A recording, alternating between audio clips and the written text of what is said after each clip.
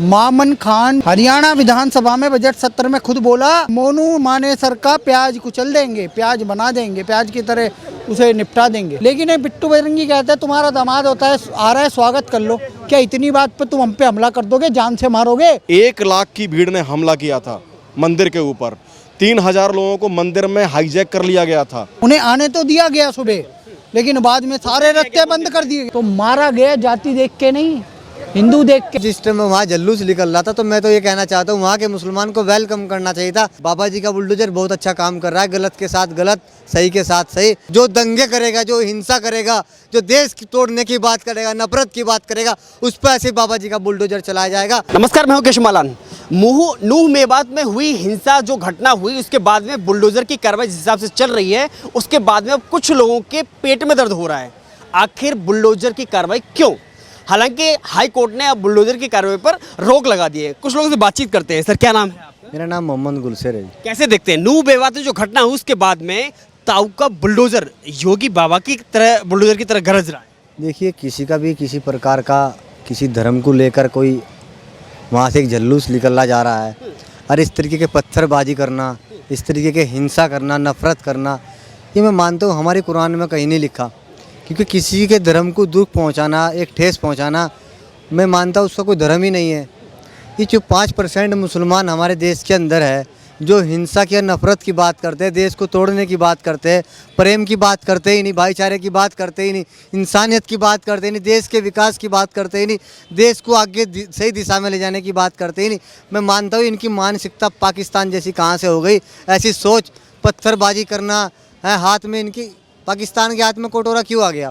कि वहाँ पे भुखमरी है, कि वहाँ पे रोज़गार नहीं है, क्योंकि उनकी मानसिकता बहुत कमज़ोर है, उनकी मानसिकता बड़ी गंदी है। तो 5% मुसलमान हमारे भारत का भी मानसिकता वहीं की रखता है। तो इन जैसों को मैं पूर्ण रूप से सही कह रहा हूँ, 2024 में जब हमारी सरकार आएगी हम इन जैसों को पाकिस्तान भेज देंगे। क्योंकि हमें यहाँ का भारत का मुसलमान हिंसा नहीं चाहता, नफरत नहीं चाहता, वो प्रेम और मोहब्बत चाहता है, वो भाईचारा चाहता है। नरेंद्र मोदी जी ने कहा भी तुम मंदिर, मस्जिद, गुरुद्वारे में सारे में जाओ, प्रेम को बढ़ाओ और देश को आगे बढ़ाओ, देश का विकास मत रुकने दो। लेकिन विपक्ष इस तरीके के दंगे कराकर, ये मोदी जी की सरकार गिरने की सियासत है उनकी। ये अपने सारे हथकंडे विपक्ष आजमा रहा है। लेकिन मैं विपक्ष को बताना चाहता हूँ, इस बार हम 400 को पार कर देंगे और तुम्हारी जमानत जब्त कर दी जाएगी। बुलडोजर की कार्रवाई कितना ठीक है?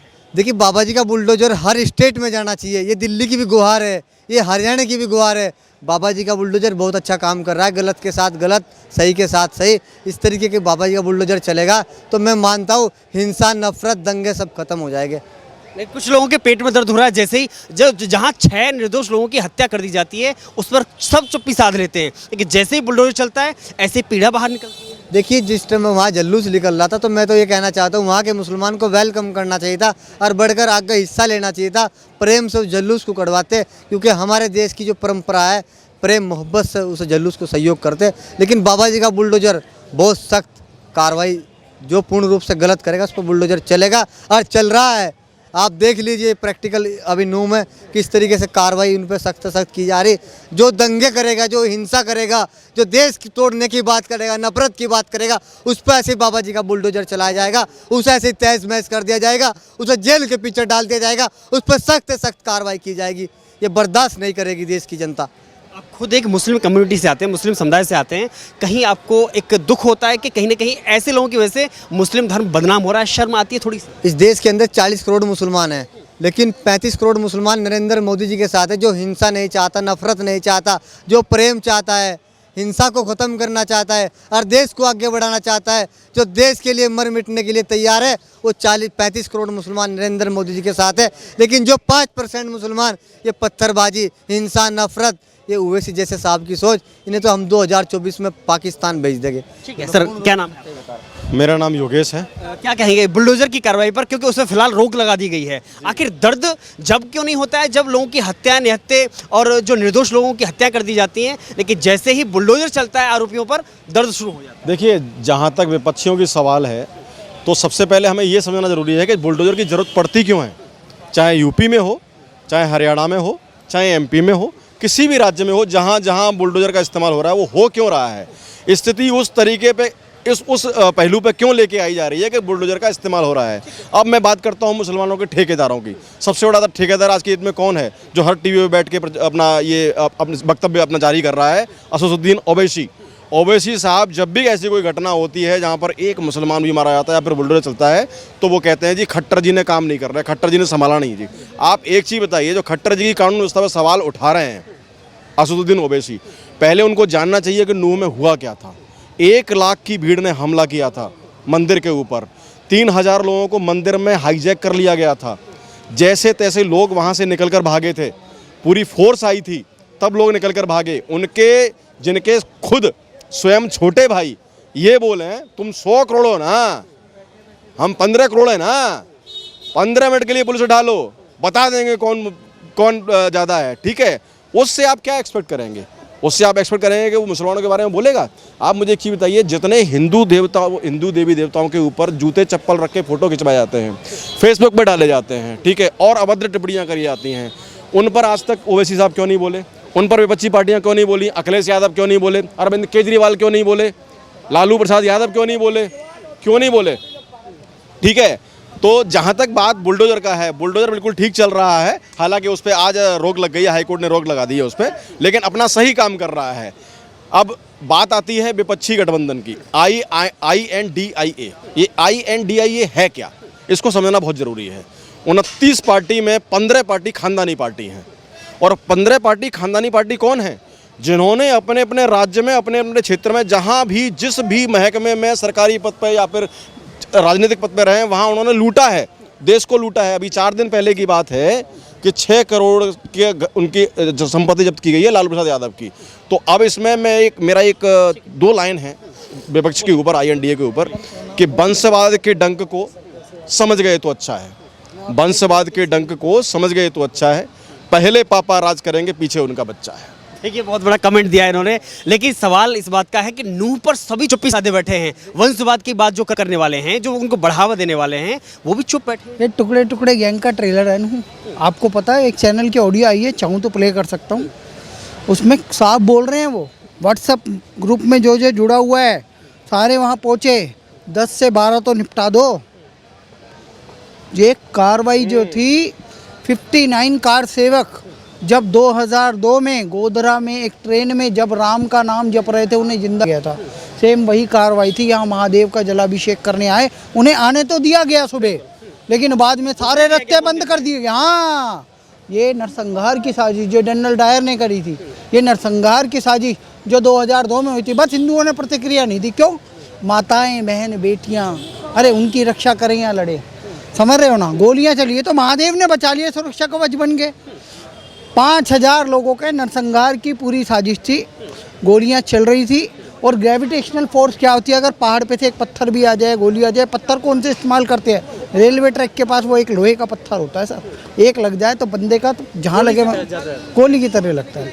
तो इनकी पूरी साजिश थी हिंदू नरसंहार की। और आगे की कहानी ये है कि इन लोगों ने प्री प्लान ये किया। मामन खान, जो इनका इंजीनियर मामन खान है विधायक, उसने हरियाणा विधानसभा में बजट सत्र में खुद बोला कि मोनू मानेसर का प्याज कुचल देंगे, प्याज बना देंगे, प्याज की तरह उसे निपटा देंगे। और मोनू मानेसर वहाँ गया नहीं, SP ने अनाउंसमेंट भी कर दिया था। लेकिन मोनू मानेसर आए ना आए, लेकिन इनकी गाड़ियाँ जलाओ। 120 गाड़ियाँ का जलाने का मतलब समझते हो?